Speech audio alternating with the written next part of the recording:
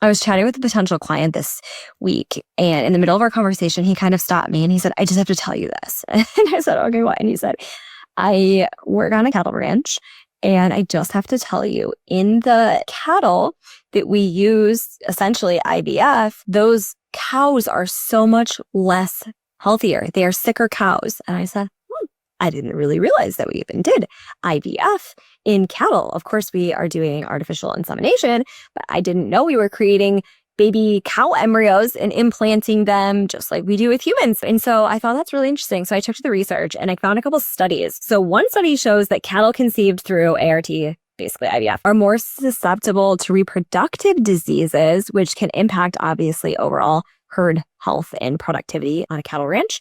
And the other showed that repeated oocyte pickup procedures, so again, basically IVF, when they're removing the eggs from the ovaries of the cows, right?